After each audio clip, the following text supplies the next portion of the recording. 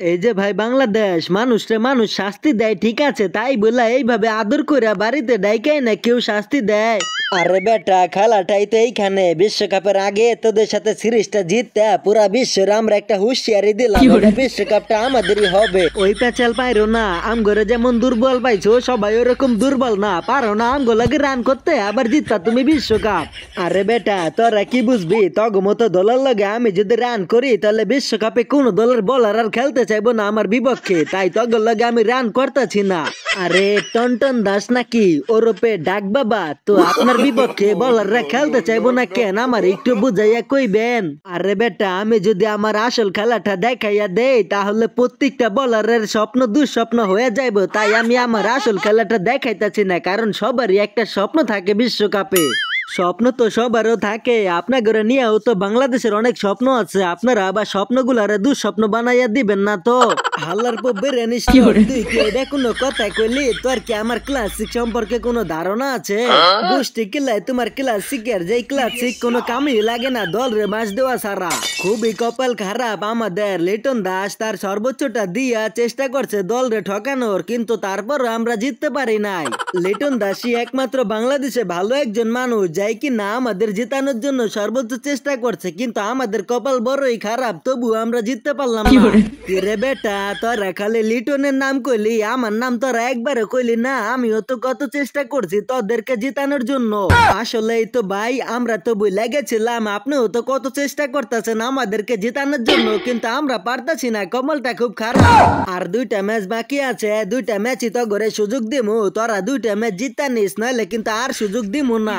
এই যে ভাই শান্ত, পোলাপান রে উল্টা পাল্টা বুঝাইও না, তুমি খেলা পারো না এটা কও না, আর এখন তুমি কইতাছো তুমি আমার ঘরে সুযোগ দাও, ভন্ডামি বাদ দাও। আরে মিয়া আপনি কি পাগল হয়ে গেছেন নাকি? লিটন শান্ত খুব ভালো মনের মানুষ, ওরা আমাদের সাথে রান করে না, আমাদেরকে জেতার সুযোগ দেয়, আপনি কি দেখেন না নাকি?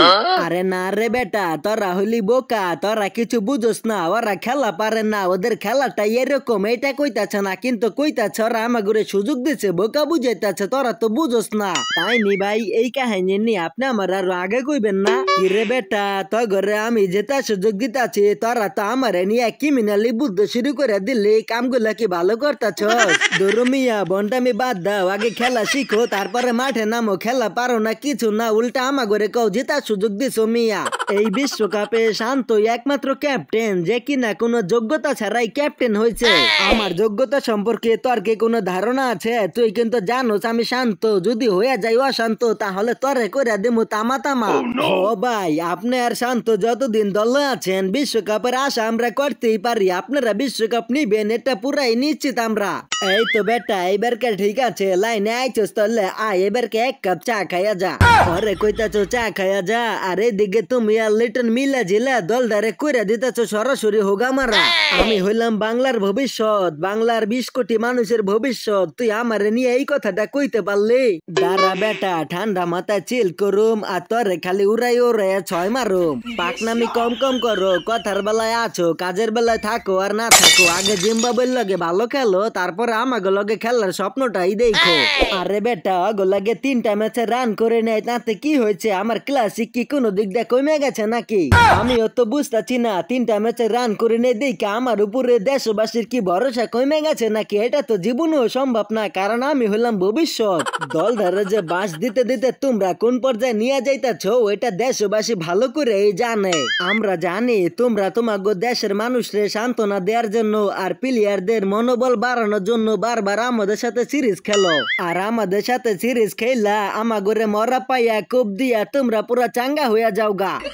বাংলাদেশ জিম্বাবুয়ের সাথে খেলা চাঙ্গা হইয়া কোনো লাভ নাই, জাগা মতো যদি না পারো। তাই জিম্বাবুয়ের সাথে যতই ভালো খেলো বিশ্বকাপে আইলে দেখা যাবো তোমরা আসলে কি পারো। তো আজকের মতো এই পর্যন্তই, দেখা হবে পরে কোনো মজার ভিডিওতে, সে পর্যন্ত সবাই ভালো থেকো, নতুন নতুন ভিডিও পেতে চ্যানেলটিকে সাবস্ক্রাইব করে সাথেই থেকো, ধন্যবাদ।